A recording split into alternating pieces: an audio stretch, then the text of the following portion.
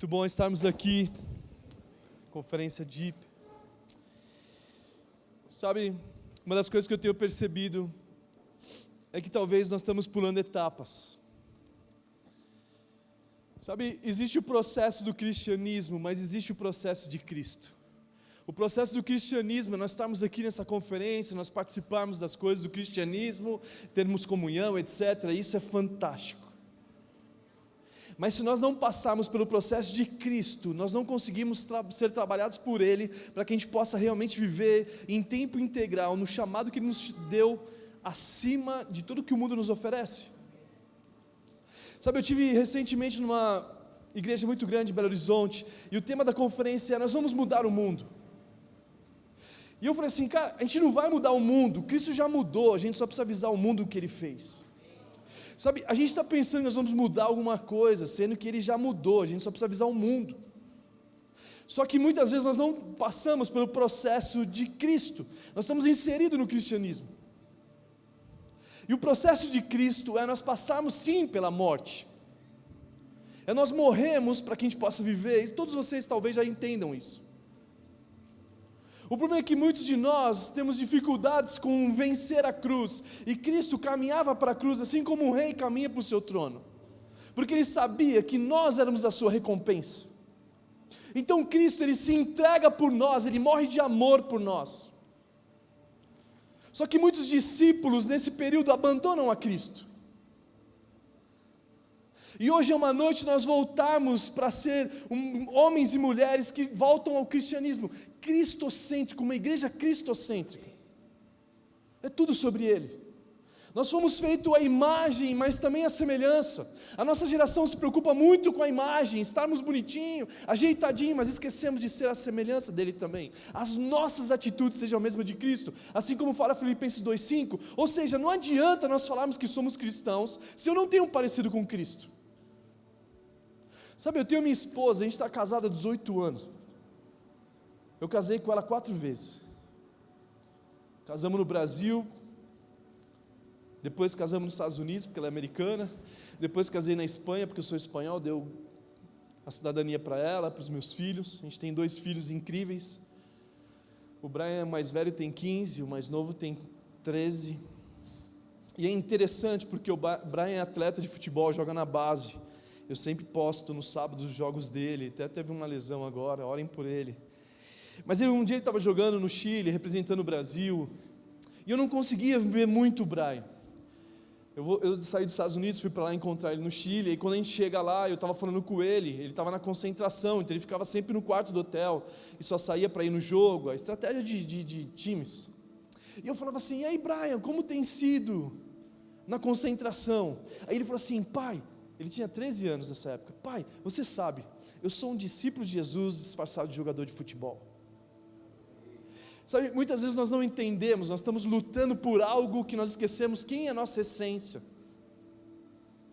Talvez você pode ser um universitário, você pode ser um empresário, você pode ser um médico, mas você é um discípulo de Jesus disfarçado de médico. Só que quando eu não passo pelo processo de Cristo, porque o processo de Cristo sim é a cruz, mas depois eu ressuscitar, para que eu possa reinar. Só que muitas vezes nós estamos presos, eu não consigo colocar na cruz o meu eu não consigo colocar na cruz as minhas impaciências, eu não consigo colocar na cruz tudo aquilo que não pertence mais ao reino de Deus. Então muitas vezes eu estou querendo reinar com Cristo, mas eu não passei pelo processo do Cristo. Eu estava falando da Keila, minha esposa, ela tem uma qualidade que nenhuma mulher, eu tenho certeza absoluta que não deve ganhar dela. Ela é expert em acender a luz de casa e não apagar. Cara, ela acende a luz da sala, ela acende a luz do quarto, ela acende a luz da cozinha, ela não consegue andar nas trevas, então ela vai acendendo. E com isso, eu poderia fazer um inferno se estabelecendo no meu casamento. Eu não aguento mais, você não apaga a luz, eu não aguento mais, você esquece de várias outras coisas, eu não aguento mais isso, tal, mas eu posso fazer aquilo que Cristo fez por mim, e aí eu começo a ter o privilégio de apagar a luz por ela. Deus, obrigado pelo privilégio que eu tenho de apagar a luz por ela.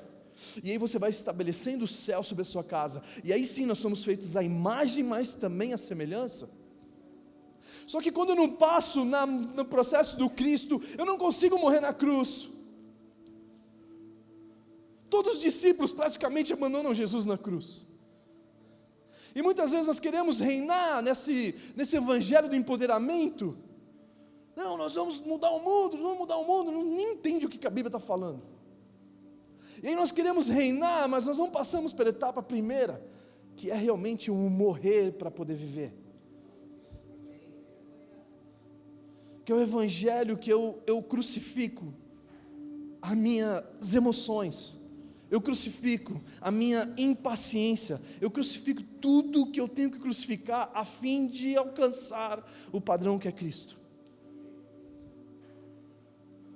Sabe, muitas vezes nós estávamos errados sobre Tomé. Nós temos que, como igreja, ressignificar a fé, ressignificar amor. Alguém aqui chama Tomé? Levanta a mão se tem algum Tomé. Sabe por quê? Porque Tomé, ele tem significado de insegurança, um cara que não acreditava, um cara que... Mas quando a gente olha para a palavra de Deus, a gente vê Tomé como um homem de fé. Em João 11, começa a falar sobre Jesus voltar para a Judéia, para ressuscitar Lázaro.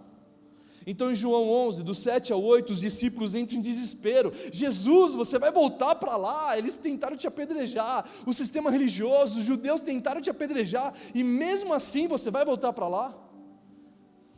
E sabe muitas vezes por que a religião nos apedreja? Porque normalmente é as pedras da lei que eles querem condenar. Eles não conseguiram entender a nova aliança em Cristo. Então, se você quer conhecer um religioso extremo, um radical religioso, eles estão sempre com pedras nas mãos.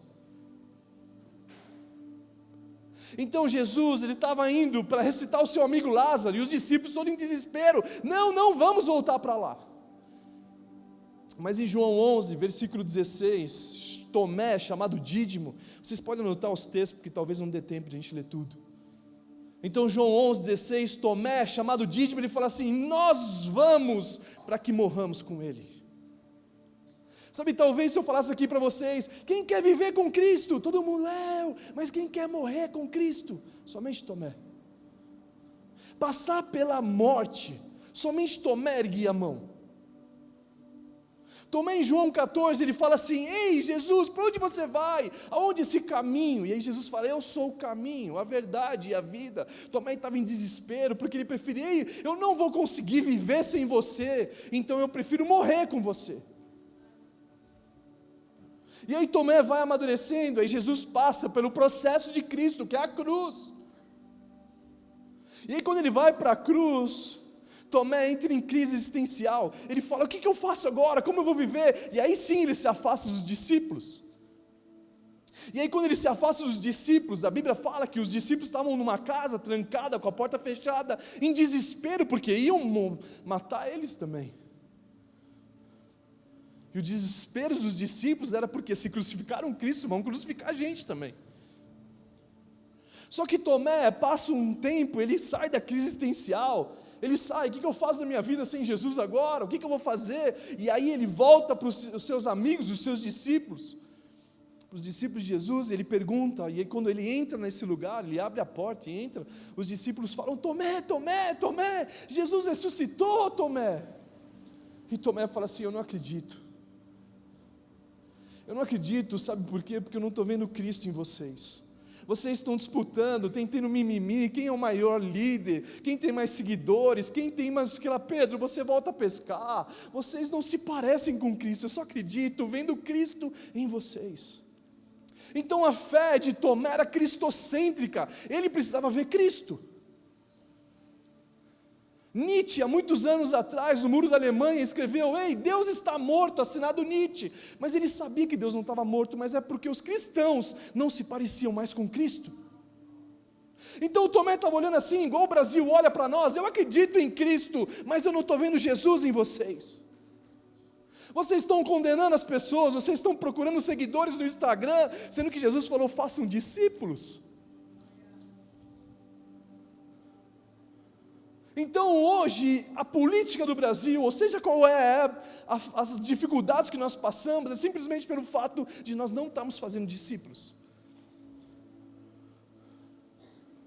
E aí nós começamos a olhar para Jesus, aquele Jesus que perdoou 70 vezes 7, aquele que Jesus falou assim: ei, felizes são os misericordiosos, porque alcançarão misericórdia. E sabe por que muitas vezes nós não estamos felizes? Porque nós não temos misericórdia com os nossos pais, nós não temos misericórdia com o nosso professor, nós não temos misericórdia com a nossa esposa que esquece de apagar a luz.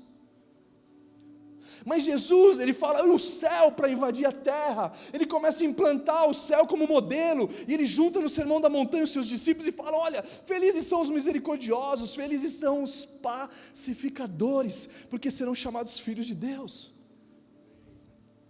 Então Tomé olhava para os discípulos: ei, eu só acredito vendo Jesus, eu não tenho visto Jesus em vocês.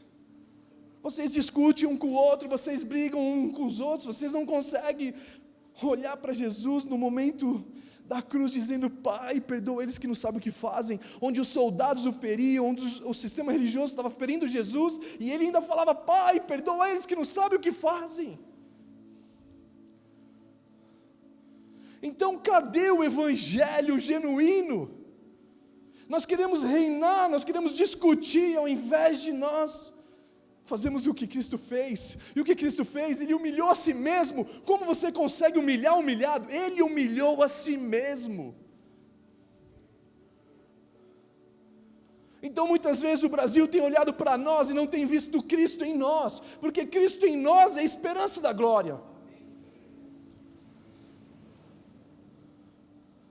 Então quando eu passo pelo processo do Cristo, não mais do cristianismo, talvez nós nos tornamos especialistas no cristianismo, então vamos inserir a galera no nosso contexto, mas nós não conseguimos acessar o processo do primeiro morrer, para depois viver, ressuscitar e reinar com Ele. Então sabe, na terra, aqui nesse ambiente terra, a minha oração: Deus me dá um emprego, eu estou precisando de dinheiro, eu estou precisando de recursos. Aqui no céu não, você ora assim: ei Deus, onde você quer me enviar para que eu seja um instrumento teu, para transformar o lugar do meu trabalho? Então nós queremos dizer que nós somos cristãos, mas nós não temos se parecido com Cristo, nós estamos nesse ambiente de caos. Ei Deus, eu quero fazer nutrição, porque nutrição, eu abro meu restaurante e vou ganhar dinheiro. No céu não, no céu é assim: cara, Deus, eu quero fazer nutrição, para que você me dê a ciência do céu, para que a gente possa saciar a fome da humanidade, assim como José do Egito fez. Deus, eu quero uma sabedoria e a ciência do céu, para que eu possa fazer um pozinho da Herbalife Gospel, para levar para os países que não têm suprimento. Aqui não, eu estou assim: Deus, fique lá, migalhas e migalhas e migalhas. Aqui não, eu passo pelo processo, agora eu estou reinando com Ele. Porque a Bíblia fala que nós ressuscitamos com Cristo. Deus fala assim: Deus o ressuscitou vocês com Cristo. Vamos ler o texto.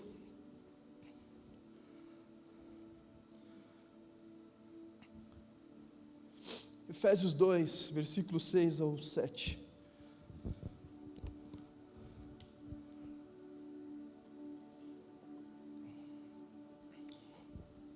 Efésios 2, versículos 6 ao 7 diz assim: Deus nos ressuscitou com Cristo. Não foram nós que ressuscitamos, foram Deus que ressuscitou. Deus nos ressuscitou com Cristo e com Ele nos fez assentarmos nas regiões celestiais em Cristo Jesus, para mostrar na eras que hão de vir a incomparável riqueza da sua graça, demonstrada em sua bondade para conosco em Cristo Jesus. Então Deus nos ressuscita com Cristo e nos coloca nas regiões celestiais. Só que se eu não passar pela morte, como eu ressuscito? Só dá para ressuscitar aquele que já morreu. E aí você conhece o texto de Mateus: se você não morrer, você não consegue viver. Nós estamos cansados disso. Então se eu pulo as etapas, como você ressuscita? Imagina se você tivesse ressuscitado sem a cruz. Você ia falar assim: Deus, destrói o meu pai, porque ele me torra as paciências. Deus, minha esposa não apaga a luz, acaba com ela.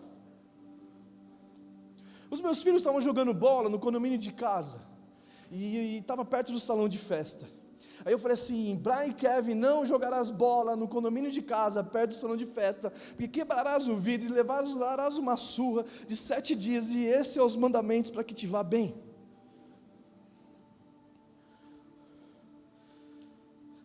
(15 a 20 minutos depois, o vidro se quebrou.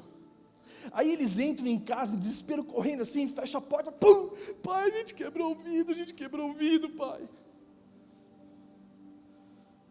Eles correram para a sala, daqui a pouco toca a campainha, e quando toca a campainha, eu vou abrir a porta, é o inimigo, é o síndico, estou brincando. Aí eu falo assim, pois não, seus filhos quebraram o vidro, eles entraram aqui em desespero, porque eu acho que você devia estar atrás dele. E aí eu falei, como que faz para a gente resolver? Não, você faz 2, 3 orçamentos, a gente desconta do condomínio. Eu falei, tudo bem.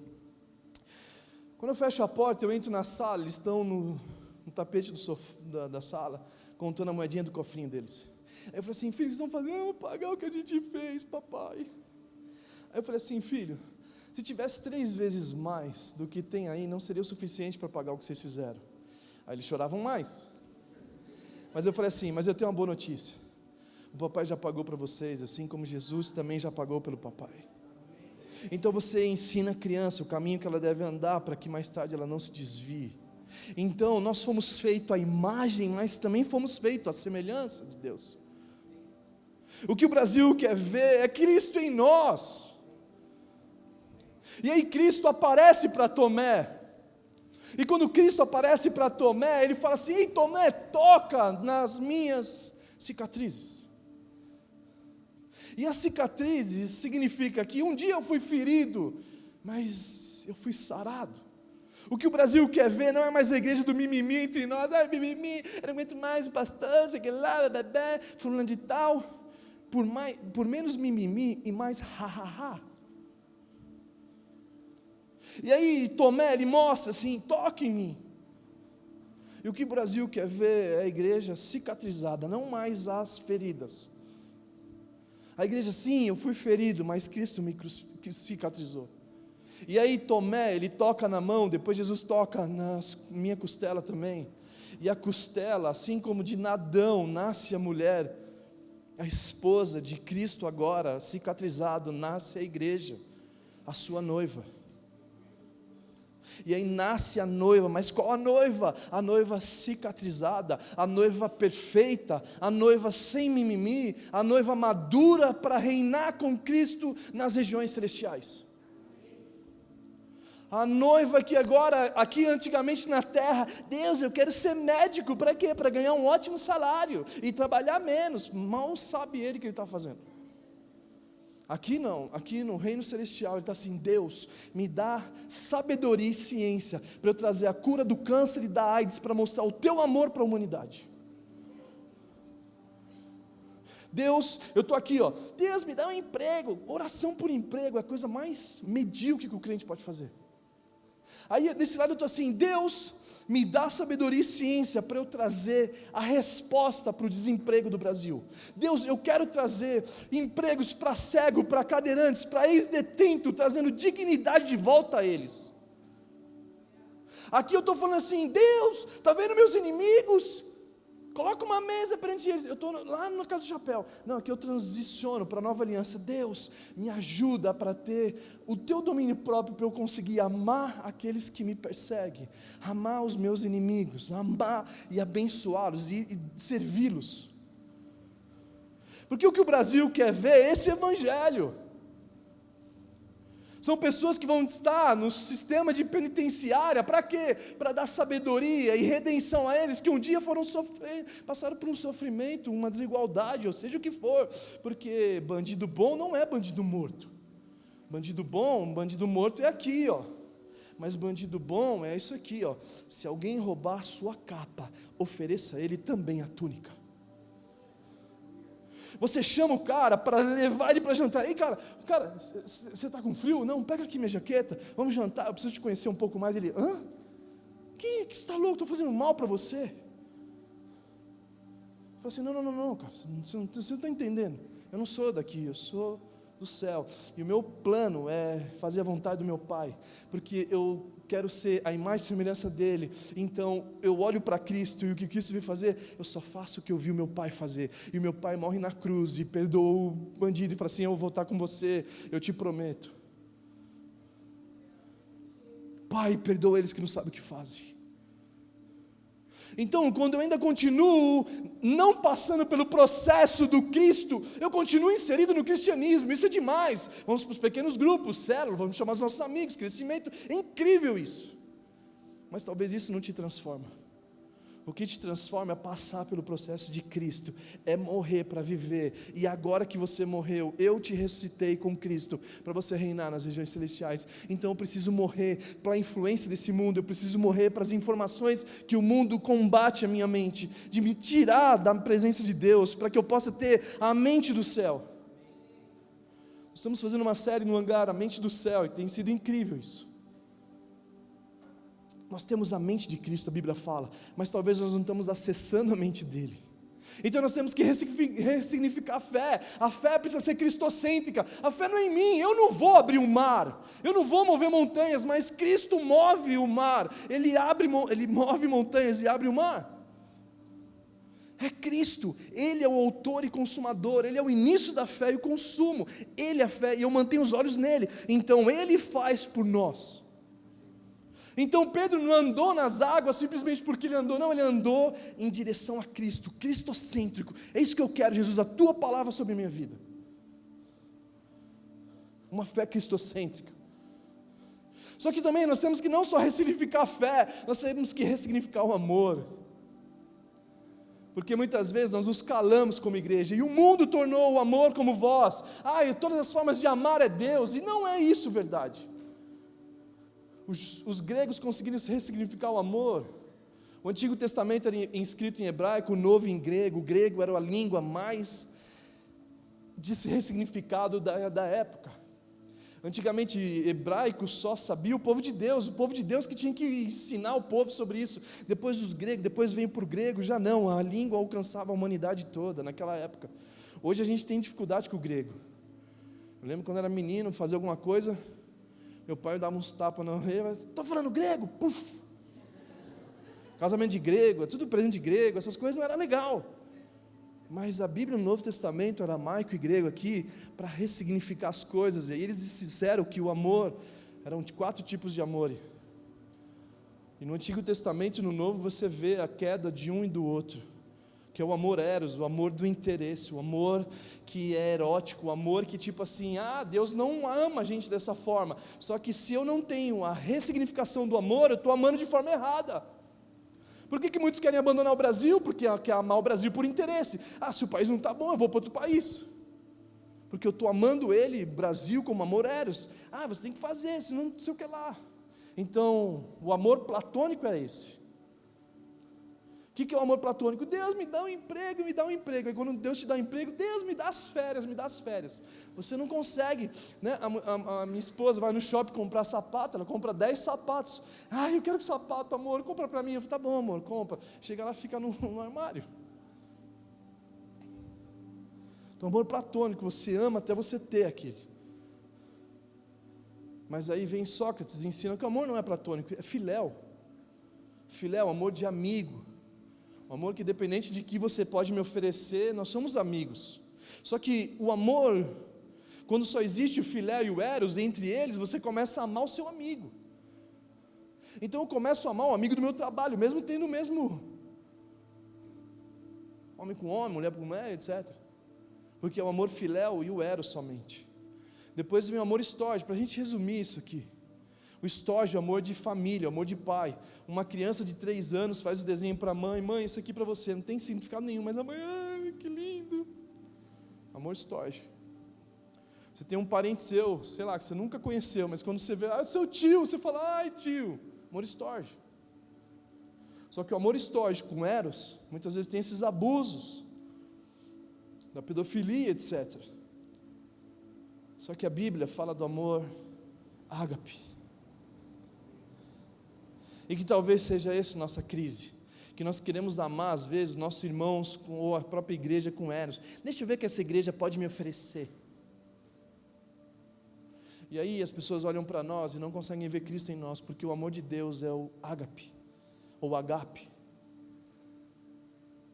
que quando fala em Coríntios, o amor dele é paciente. Ele não está falando do amor eros, está falando na tradução do grego, o ágape é paciente. O ágape é bondoso. O ágape tudo espera, tudo suporta. Então o amor ágape, ele precisa ser a prioridade na minha vida, porque se eu amo o ágape é a minha plataforma, eu consigo amar minha esposa com o eros perfeito, eu consigo amar os meus amigos com amor de amigo perfeito, eu consigo amar os meus pais com amor perfeito, mas se eu não tenho a plataforma que é o ágape, eu não consigo falar: Pai, perdoa eles que não sabem o que fazem. Eu começo a querer exigir algo deles que eles não têm compatibilidade, porque eu não consigo entender que Ele me amou quando eu era pecador. E se nós amamos a Deus é porque Ele primeiro nos amou. E que Deus é amor, e que Deus é ágape. E quem está no amor está em Deus e Deus nele. Que nisso todos saberão que vocês são os meus discípulos. Quando? Quando vocês amarem uns aos outros. Mas onde está o amor? Muitas vezes nós exigimos da pessoa, exigimos do marido, exigimos da esposa, exigimos da sociedade, sendo que nós não entendemos o que é o ágape. Que não procura os seus próprios interesses, que não se orgulha com a injustiça, se alega com a verdade, que tudo sofre, tudo crê, tudo espera e tudo suporta. Então, quando eu não entendo o processo da cruz, eu não consigo acessar o reino de Deus. Eu sempre vou no Bom Retiro em São Paulo, eu faço alguns negócios lá, eu tenho minha carreira bivocacional, eu entendo. Eu sou pastor, mas eu também tenho alguma profissão, mas na verdade eu vejo tudo como vocação também, porque o que eu faço na minha profissão também engrandece o meu Deus. Então eu estava no Bom Retiro e tem um café de coreano lá, e quando eu vou lá no café de coreano, é bizarro, porque eu estou no Bom Retiro, é Brasil, mas quando eu entro nesse café, as paredes estão, o cardápio em coreano, o jornal do bairro é em coreano, eu peço um café, eles trazem outras coisas, às vezes que eu não entendo o que eles falam, nem entendo o que eu falo. O que eu estou querendo dizer é que eu estou no Brasil, mas quando eu entro lá é como se eu estivesse na Coreia. O que Jesus quis dizer com a oração, o céu invadir a terra, é exatamente isso. Vivam na terra, mas como se você já estivesse no céu. Por isso que Ele vem ensinar para nós o céu como modelo. Felizes são os pacificadores. Felizes são os pobres de espírito. O que é pobre de espírito? Que é carente dos frutos do espírito, amabilidade, mansidão, domínio próprio. Sabe, se você estiver pedindo sabedoria, a Bíblia fala em Tiago que Ele te dá, mas a sabedoria do céu não é a da terra é egoísta, pensa em si. Por isso que Deus ele levanta Salomão como uma influência de comércio exterior. Salomão vendia cavalo do Egito e cedro do Líbano, ele fez a riqueza dele, por quê? Porque o Egito era brigado com o mundo, e o que ele faz? Ele reina em sabedoria, a sabedoria é paz, é pacífica. Porque a sabedoria do céu, ela é pura, pacífica, amável, compreensiva. Então Salomão, um homem de negócio, José do Egito a mesma coisa. José do Egito ele usa a sabedoria de Deus para saciar a fome e mover a maior economia mundial. Ele conseguia trazer ordem ao caos da economia que existia. Por quê? Porque ele tinha uma conexão com Deus. Nós temos Pedro, que era sócio de Tiago e João, vendendo um ramo de pesca, de peixes, e fazendo sua riqueza. Temos Paulo, um construtor. Nós temos Lídia, que era uma influência na moda. Sabe, aqui nós estamos mendigando pão, aqui nós estamos falando: ei Deus, eu quero ser um diretor de novela, para trazer as novelas de volta para Deus. Eu quero ser um diretor de cinema, para trazer o Netflix de volta a Deus. Eu quero ser um escritor, para trazer a humanidade de volta, através da literatura. Aqui eu começo a reinar, eu começo a olhar e falar assim: ei Jesus, o que você quer fazer? Estamos juntos. Aqui nós estamos assim: Deus, eu só quero um namorado, Deus, não está vendo? Olha para mim. Aqui nós estamos assim: Deus, eu sei que não é bom que o homem vive só. Eu não sei se você sabe, mas antes de existir a mulher, o homem era, desculpa falar dessa forma, está filmando, né? O homem era perfeito. Ele era Adão significava a humanidade. Quando Deus tira a mulher do homem, da costela, o homem passa a ser incompleto.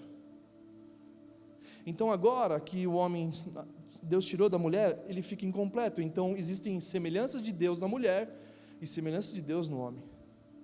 Uma semelhança de Deus na mulher, Ézer, socorro. Deus é o socorro. Então eu chego para as crianças, mãe, onde está não sei o que lá, o marido, mãe, eu socorro. As crianças estão doentes em casa, elas não chamam o pai. Eu fico, pai, por que você não falou para mim? Não, eu chamei a mãe. Porque a semelhança, muitas coisas na mulher. Então quando você se casa de volta, você se torna um. E o homem volta a ser perfeito. Então não é mais um relacionamento, porque Deus me dá um namorado, Deus eu estou encalhado. Na verdade a Bíblia fala, ei, Adão dormiu um sono profundo. Sabe o que é um sono profundo? Ei, desencana disso. Desencana disso. Porque vem Deus e fala assim, ei, eu trouxe a Eva até Adão. E a sabedoria me faz assim, eu olhava para Keila e falava assim, ei Keila, deixa eu ver ela. Aí eu falava assim, cara, ela fala espanhol, fala inglês, fala francês, fala português, ela quer ser juíza, uau, que mulher. Então se a Bíblia fala que é uma ajudadora, eu quero idônea, eu quero uma ajudadora, então se eu casar com ela, Deus estiver nessa parada, significa que Deus vai me levar num lugar incrível. Agora, se você aceita qualquer coisa, talvez você vai ter que se especializar em passar de fase do videogame. Porque se você é ajudador e casa com um cara, eu casei cedo, porque não tinha videogame. Então essa geração do videogame é um desespero, mas aí você vai lá, não, amor, vamos casar, vamos, o que você faz da vida? Joga videogame, então vai lá, eu vou passar a fase para você. Então aqui não, nós estamos falando assim, ei Deus, eu estou descansando em Ti, porque eu sei que você tem propósito, e você une propósito, então nós vamos descansar, assim como Adão descansou, um sono profundo, eu também quero descansar. E você começa a procurar homens que se valorizam, porque homens que se valorizam procuram mulheres que se valorizam. O que eu estou querendo dizer é que nessa noite, Deus te trouxe nessa madrugada quase, para que você entendesse que você precisa passar pelo processo do Cristo, para que você possa ressuscitar com Ele, reinar nas regiões celestiais. Se o teu pensamento está mais na terra, agora é uma hora de você morrer, para que você possa reinar com Ele. Por isso que agora a tua mente vem do céu. Nós temos uma empresa que nasceu lá do hangar, que chama Casa do Bolo. A Casa do Bolo é uma empresa que surgiu 4 anos atrás, e a ideia dela era só para gerar emprego para as mulheres mais velhas. Cara, elas estão desempregadas, os maridos abandonaram, algumas estão passando por dificuldade, nós queremos arrumar um emprego para elas de 6 horas, só fazer bolo. E elas sabem fazer, porque a influência delas era aquilo. Então as mulheres mais velhas agora têm direito de trabalhar, e essa empresa nunca foi para o dinheiro, nunca foi mamon o fundamento dela, sempre foi Deus, fazer produtos para amar a humanidade, fazer produtos para gerar recursos e emprego para os desempregados. Essa empresa em 4 anos se tornou a maior franquia de bolo do Brasil, Casa do Bolo, espalhada para todo mundo. Sabe por quê? Porque não é sobre uma pessoa ter recurso, é sobre a sabedoria e a ciência do céu, para trazer soluções para a humanidade, e está disponível para nós que estamos aqui. Que você começa a pensar, o que eu posso fazer para promover o teu reino? Deus, eu quero ser um engenheiro florestal, para organizar as florestas, para que nunca mais aconteça o que aconteceu em Brumadinho. Deus, eu quero realmente ter uma influência no empreendedorismo. Existe um mercado asiático, que ele juntou os caras do campo com os clientes, e eles participam do lucro, está ameaçando todos os grandes mercados, Walmart da vida, etc. Os asiáticos estão dominando, eles estão chegando no mundo. Por que estão chegando no mundo? Porque ele junta o cara que fabrica o abacaxi lá, direto com o cliente final, abacaxi bom, incrível, com preço muito mais barato, e ele só participa de uma porcentagem, para administrar isso, e está crescendo esse mercado, e vai chegar no Brasil, e quando chegar no Brasil vai ameaçar todos. Por quê? Porque não é sobre recurso, é sobre amar a humanidade, assim como Cristo nos amou. Então o que Deus quer fazer nesse mais profundo, nesses dias, é levar vocês num ambiente de profundidade, para que você possa compreender o coração dele. Por isso que a Bíblia fala, nele estão escondidos, Colossenses 3, neles estão escondidos todos os tesouros de sabedoria e ciência de Deus. Nele, quem é ele? Cristo. Leia Provérbios 8, Provérbios 8 fala da arquitetura da sabedoria, a arquitetura que reis governam, nobres governam, juízes governam, e aí no final é uma sabedoria cristocêntrica, que aponta para Cristo, Que nós sejamos uma igreja cristocêntrica, que as pessoas possam olhar para nós e ver Cristo. Cristo já estava no Antigo Testamento. Quando você vê, todos os textos falam dele. Abraão, quando vai oferecer o seu filho Isaque, aí aparece uma voz de Deus dizendo: ei, não precisa, eu preparei quem? O cordeiro. E quem é o cordeiro? O cordeiro estava preso num arbusto, numa árvore de espinho, preso pelo chifre. O texto está falando sobre isso. Quem estava lá? Jesus. Aí Isaque sai de lá vivo, ele vai casar com a sua esposa Rebeca, o amigo do noivo. Quem é amigo do noivo? O amigo do noivo, o amigo de Isaque, vai falar sobre o noivo. Quando Rebeca chega, olha, uau, você é Cristo, você é o meu noivo. Então nós temos que ler o Antigo Testamento com uma revelação: ei, Jesus, eu quero te ver aqui, porque ele já era a palavra, ele já era o verbo, ele já andava com Deus, ele já era Deus, e o que ele veio fazer, a vontade do Pai, a minha comida, o que me alimenta é fazer a vontade do meu Pai. Sabe, eu quero te dar a oportunidade de nós ficarmos em pé, por causa do horário, para nós encerrarmos. Eu poderia dar muitas dicas para vocês na prática, mas que o Evangelho, ele não faz sentido se não for na prática. Que nós possamos amar nossa esposa quando ela esquece de apagar a luz, porque a Bíblia fala em Pedro, que o amor encobre uma multidão de falhas. Que a gente possa amar os nossos pais, independente de quem eles sejam. Que a gente possa amar o nosso patrão, porque esse patrão normalmente é um faraó, que vai te ajudar a chegar no teu destino em Deus. Sabe, Deus preparou as frustrações de José para poder dar voz, para que ele pudesse saber lidar com o faraó. Sabe qual foi o segredo de José do Egito? Ele amava os irmãos dele mais do que eles mereciam ser amados. Você tem amado seu irmão? Você tem amado a humanidade mais do que eles merecem ser amado? Porque a Bíblia fala em João 3,16 que Deus amou a humanidade de tal maneira que deu tudo o que ele tinha por ela. Se Deus amou a humanidade, e deu seu único filho, o que nós temos dado à humanidade? Porque era para nós transformarmos a nação brasileira. Porque se realmente nós deixarmos de ser só a imagem de Deus, começar a ser a semelhança dEle, nós conseguimos transformar o mundo ao nosso redor. Nós vamos saciar a fome do mundo, nós vamos mover a economia, nós vamos influenciar as artes, nós vamos mudar, nós vamos fazer creches para formar gênios. Sabe, os meus filhos caíam no chão, eu nunca levantei eles, quando não era grave, cara. Para quê? Para ensinar que a vida, filho, é isso aí, levanta, você não vai ter 18 anos, terminou o namoro, ai, socorro, não, levanta, filho, a vida é isso aí mesmo, ensinando a poupar. Então você está formando, subir no sofá, bagunçando, caía, não sei o que lá, deixava, por quê? Porque é o momento de criação deles, estão criando. A mãe corta, às vezes o pai, não pode fazer, o moleque, tá bom, aí chega na empresa, vai ser funcionário. Então, a mente do céu, ela nos dá acesso a sermos cabeça. Eu não estou falando para você ser funcionário, não tem nada de ruim nisso, mas que você seja como Daniel, que você seja como José, que mesmo sendo funcionário, pensava como dono. Eles eram intraempreendedores. Sabe, eu estava conversando com o pastor aqui um pouco atrás, o Júnior, né? Timóteo Júnior. E eu estava conversando com ele, eu falei assim, cara, o cristianismo era poderoso. Nós tínhamos o chocolate suíço, era o início da igreja. Chocolate suíço, relógio suíço, eram as coisas mais bem feitas. Então, se você é um homem de negócio, se você tem uma empresa, que a sua empresa seja o melhor lugar para se trabalhar, porque você é cristão. Que se você for funcionário, seja o melhor aluno da universidade. Seja os mais incríveis, para que você possa mudar o mundo ao teu redor, que as pessoas, eu tenho um sonho. No hangar nós temos uma empresa, dentro da igreja nós temos uma empresa que gera recursos para a igreja, é bizarro, é uma agência de publicidade lá, e nós contratamos, sabe quem é o diretor dessa empresa? Um ex-ateu, ele era ateu, estava na entrevista, eu falei assim, cara, aí ele falou, mas eu tenho uma dificuldade, que eu sou ateu. Eu falei, cara, que incrível isso, cara, só tem um lance, você precisa conhecer um pouco mais da empresa, e a gente tem uma área da empresa que é os domingos. Então, se você ir 5, 7 cultos assim, você vai conhecer um pouco da nossa mensagem, para você poder criar as coisas. Ah, tá legal. Onde ele está hoje, depois de 1 ano e pouco? Pregando nas igrejas o testemunho dele, de ser um ateu que se converteu. E aí, no último batismo, nós já batizamos 4 ateus.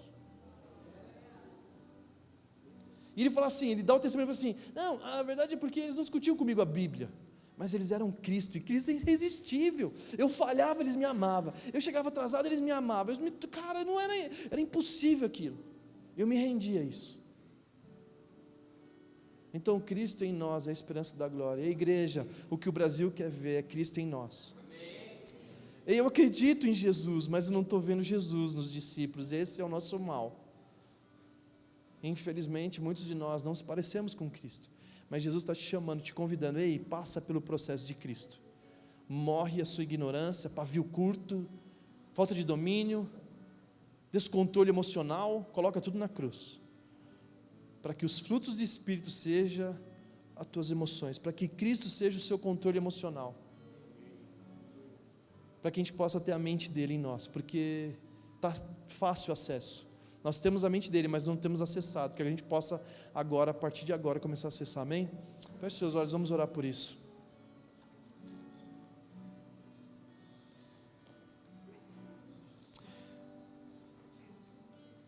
Sim, Jesus, nós estamos aqui, Pai, nós nos entregamos a Ti, Jesus, nós nos rendemos a Ti, nós queremos cada vez mais ir no Teu profundo, go deeper.